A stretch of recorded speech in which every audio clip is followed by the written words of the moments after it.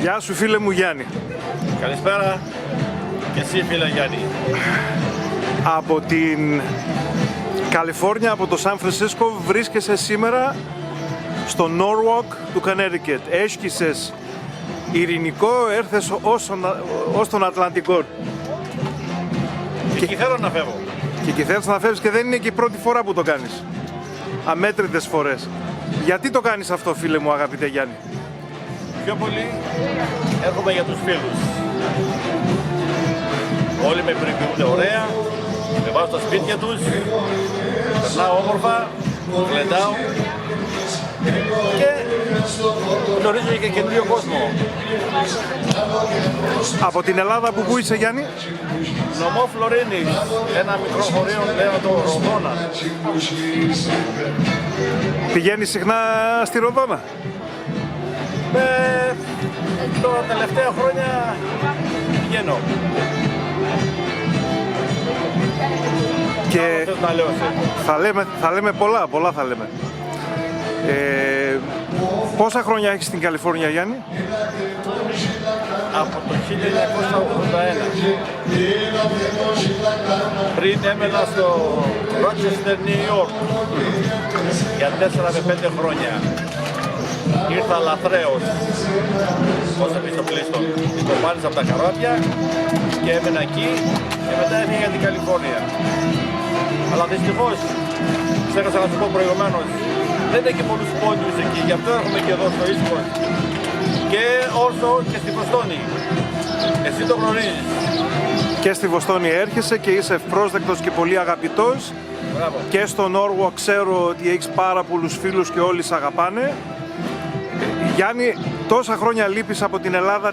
Τι είναι αυτό που σου λείπει πιο πολύ από την Ελλάδα και το σκέπτεσαι σε σχεδόν καθημερινή βάση? Δηλαδή, τι είναι αυτό που πιο πολύ σου λείπει από την... Της παλιάς σχολής, τα παιδικά μου χρόνια, πιο πολύ μου αρέσει να είμαι στο χωριό μου. Εντάξει, όσο πάει μεγαλώνουμε, το μυαλό μας δεν σταματάει ποτέ, θέλουμε να φύγουμε πίσω, αλλά οι καταστάσεις είναι λίγο δύσκολες καμιά φορά, αλλά δεν σταματάει να σκέφτομαι ποτέ.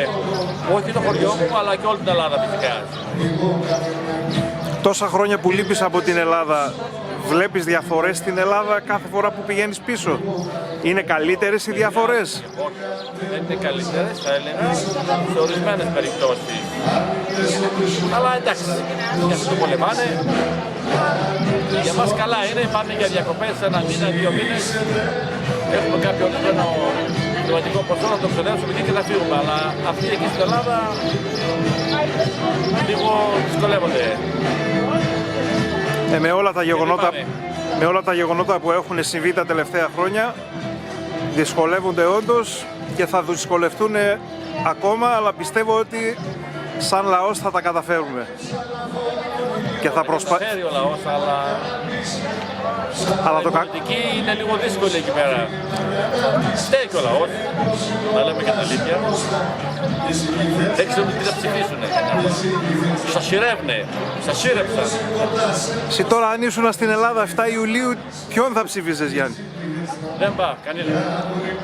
Λευκό? Λευκό. Ο ανέκαθε, λευκό. ΣΥΡΙΖΑ, Νέα Δημοκρατία? Δεν πά. Χρυσή Αυγή? Δεν πά είπαστε. Βελόπουλος? Δεν πά, μία κι άλλο. Τι μήνυμα θα ήθελες να δώσεις σε όλους τους πόντιους του κόσμου και ιδιαίτερα στην νεολαία? Να συνεχίσουν την κουλτούρα, τα ένθιμα, για να προοδεύσουμε για αυτό που πολεμάμε, αυτά που πολεμήσανε οι πρόγονοί μας και οι γονείς μας, και να συνεχίσουν τα παιδιά να κάνουν το ίδιο. Να πολεμήσουμε, να αναγνωρίσουμε την γενοκτονία των ποντίων.